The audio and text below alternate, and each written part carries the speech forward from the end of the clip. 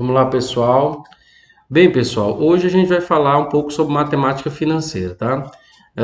Pessoal, eu queria dizer para vocês aqui que queria pedir para vocês estarem já iniciando. Na realidade, esse assunto ele é um dos segmentos, né, do livro 3, né, de vocês. E queria pedir para vocês já estarem iniciando as atividades do Tarefa Online desse livro, tá? Tanto do 3 e quem for terminando já iniciando o 4 também. Queria pedir para vocês também, para vocês estarem iniciando as, assistindo às aulas, na realidade, através do QR Code no início de cada uma dos capítulos, tá? As aulas da plataforma SAS que estão disponíveis para vocês. Pedir a vocês também que, caso vocês tenham dúvidas, entrem em contato comigo pelo WhatsApp, tá? Através, nos dias lá que estão marcados no cronograma. E dizer para vocês que a gente está à disposição para estar tirando as dúvidas de vocês, tá bom? A gente vai estar falando aqui hoje rapidamente sobre matemática financeira e posteriormente, talvez até a próxima semana, eu vou estar enviando aí uma lista de exercícios para que vocês possam resolver e estar enviando para mim, tá, pessoal? Lembrando também a vocês mais uma vez que muitos dos assuntos, como o livro de vocês é um livro de resumo do ensino médio, tá? De estar voltando às séries iniciais, né? E estar relembrando assuntos do primeiro e segundo ano. Tem muitos conteúdos que estão sendo contemplados, né? Em outras playlists do primeiro e segundo ano, tanto de física quanto de matemática, que vocês podem estar dando uma olhada, tá, pessoal? Então, no canal tem muitas aulas que eu percebi, tanto do primeiro série do ensino médio, quanto do segundo série do ensino médio, que contemplam várias aulas de vocês do terceiro ano também, tá, pessoal? Então, eu queria que vocês dessem uma olhada nessas aulas, se vocês estivessem assistindo essas aulas, tá? E tirando as dúvidas que forem surgindo, tá bom? Podem estar em contato comigo através aí do WhatsApp, tá bom? Então, vamos lá, pessoal. Então, essencialmente, na aula de hoje, a gente vai falar sobre matemática financeira, mas mais basicamente vamos falar sobre capital, juros, montante, tá? E taxa, tá bom? Bem, no contexto inicial, né, ele fala aqui sobre que uma sociedade capitalista é de fundamental importância o conhecimento, né, por parte de todos os indivíduos dessas sociedades das ideias de matemática financeira, tais como porcentagem de capital, juros e montante, tá? Que ele mostra que né, os slides seguintes têm o objetivo de ajudar a compreensão de tais conceitos, tá? Bem, pessoal, fundamentalmente a matemática financeira estuda os procedimentos utilizados para o pagamento de empréstimos, bem como métodos de análise, né, de investimentos em geral. Isso não impede, porém, que alguns conceitos de matemática financeira, tais como porcentagem, por exemplo, possam ser utilizados em problemas que não envolvam dinheiro, tá? Podemos calcular o percentual de aumento na altura de uma planta em um determinado intervalo de tempo e assim por diante. Ou seja, isso está mostrando que esses conceitos podem ser aplicados em várias áreas da ciência, tá? Bem, quando uma pessoa empresta a outra um valor monetário, né, durante um certo tempo, essa quantia é chamada de capital. Então, a ideia de capital é a quantidade inicial, né, de dinheiro, né, de valor monetário que pode ser passado, né, uma pessoa para outra. A gente pode pensar assim. E é indicado aqui nesse caso na matemática financeira pela letra C, né? O valor que o emprestador cobra pelo uso do dinheiro, né, que é o valor pago pelo tomado do empréstimo, é chamado de juros. Ele é representado pela letra J, né? Está mostrando aqui a nomenclatura, né, de como é que a gente vai trabalhar com essas grandezas aqui na notação matemática, tá? A taxa de juros ela é indicada pela letra I, né, do inglês, né, interest, né, que significa juros, tá bom? É expressa como porcentagem do capital, né? Isso vai depender também, a taxa de juros ela pode mudar, né, dependendo do tipo de juros que você está trabalhando. Ela representa os juros numa certa unidade de tempo, normalmente indicada da seguinte forma, nesse caso aqui ao dia, né, pelo AD, né, a taxa de juros, ao mês AM e ao ano a, tá bom? E etc. De modo geral, pessoal, a gente pode, na realidade, relacionar os juros ao capital e a taxa da seguinte forma, né? Então, você tem os juros é igual ao capital, tá? Multiplicado pela taxa, né? Esses juros no período da taxa, tá bom? Se o pagamento do empréstimo for feito numa única parcela, ao final do prazo do empréstimo, o tomador pagará a soma do capital emprestado com os juros, né? E nós chamaremos isso de montante, ou seja, você tem aqui apenas a aplicação dos juros, então quando você vai pagar, você tem o capital, que foi a quantidade inicial que foi tomada, mais os juros que está sendo aplicado em cima do capital, e a soma dos dois dá o que nós chamamos de montante em matemática financeira, tá ok? Bem, mas dentre os juros que são utilizados, né, em matemática financeira, nós temos duas formas de juros, né, os juros simples e os juros compostos. Então, vamos ver cada um deles especificamente, né? Então, os juros simples, nesta modalidade, os juros são sempre calculados sobre o valor fixo do capital, nesse caso, assim considerando um capital ser aplicado a uma taxa I, por período e durante um tempo T, né, nesse caso aqui de períodos de tempo, né, os juros simples da aplicação serão iguais à soma das parcelas iguais a C vezes I. Ou seja, os juros aqui nesse caso aqui, ele é a capital multiplicado pela taxa, né? E várias somado a parcela igual a cada período de tempo, tá? Então você tem C vezes I, mais C vezes I, mais C vezes I e assim por diante, né? Então você tem aí, na realidade, uma relação do tipo juros igual a capital vezes a taxa vezes o tempo, tá? Então, I vezes aqui, nesse caso aqui, relacionado ao tempo, tá ok? Já os juros compostos, né, a gente tem uma relação, né, lembrando que se você observar a equação anterior, você vê que os juros, na realidade, ele tem uma relação linear com o tempo, tá? A taxa e a taxa também, né? O capital, obviamente, ele é uma constante, é um valor fixo inicial, tá? A taxa também é uma coisa que não muda, né?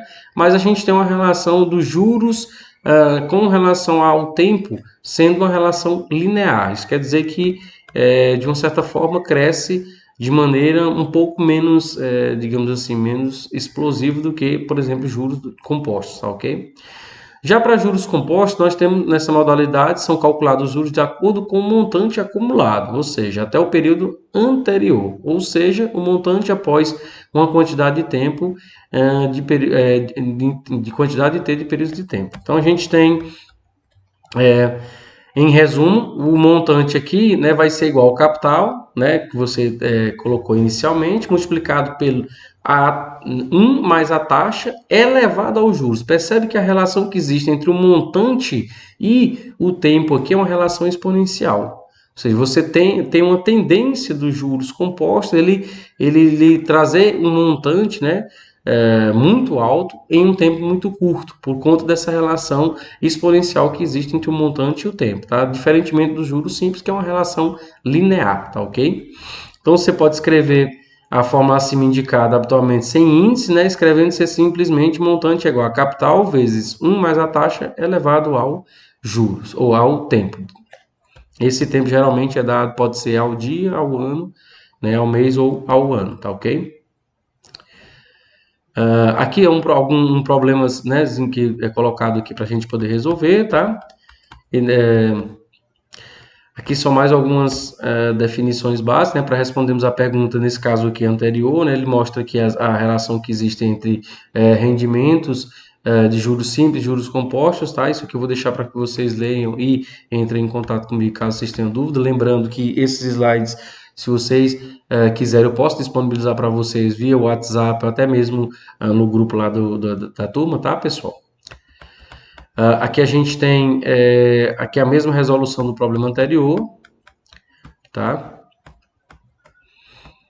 E aqui também é a continuação da resolução do problema anterior. Lembrando, pessoal, que para esse problema, para a resolução desses problemas com juros compostos, nós temos a relação exponencial entre o montante e o tempo. Se a gente tem a relação exponencial entre o montante e o tempo, obviamente em algum momento, a gente vai ter que usar a ideia de logaritmo para poder resolver essas equações, tá, pessoal?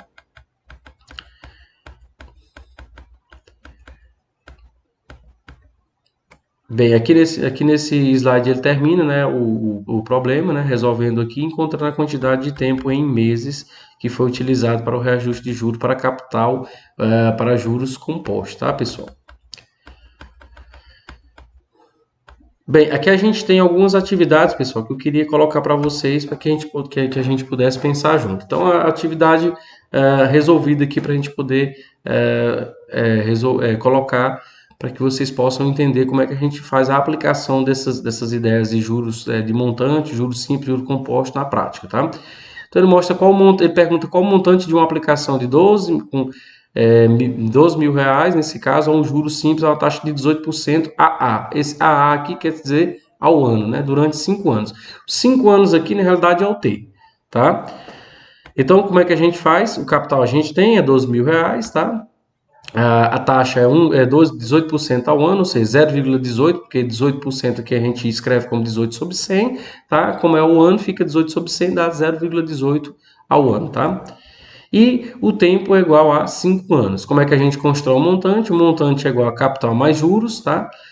Como nesse caso aqui a gente está se tratando de juros simples, obviamente os juros é capital vezes a taxa vezes o tempo, que foi colocado anteriormente, tá, pessoal? Se a gente colocar o C aqui em evidência, a gente obtém que o montante para juros simples, para esse problema, ele vai ser o capital multiplicado por 1 mais I vezes a taxa. Percebe, pessoal, que a relação que existe entre o montante e o tempo aqui, a taxa, na realidade é uma relação multiplicativa com o tempo sendo linear ao montante. Observa? Então você tem aqui na realidade um montante que para um juro simples ele não cresce tão expressivamente, ou seja, ele não tem um aumento tão significativo quanto para juros compostos, por exemplo, tá? Então, se você calcular aqui, a gente substitui o 12.000, né, que seria aqui na realidade o valor inicial do capital, multiplicado por 1 mais 0,18, que é a taxa aqui nesse caso ao ano, multiplicado por 5, que é o tempo dado em anos, tá? Como a taxa é dada em ano. Claro que se a taxa não fosse dada em anos, por exemplo, em meses, a gente teria que transformar, por exemplo, o 5 em meses, tá? O tempo em meses. Claro que tudo tem que ser da mesma unidade, ok? Então, fazendo essa a soma aqui, a gente tem 1,90 multiplicado por 12.000, a gente tem um total do montante de 22.800, e esse seria o valor do montante a ser pago para uma aplicação, nesse caso aí, a juros simples, com esse capital inicial, tá ok? Aqui também a gente tem um outro problema de juros simples, tá, pessoal? Só deixar para vocês aí, para que vocês possam estar tentando fazer essas questões e entrar em contato comigo. Aqui a gente também tem um problema para juros simples, tá?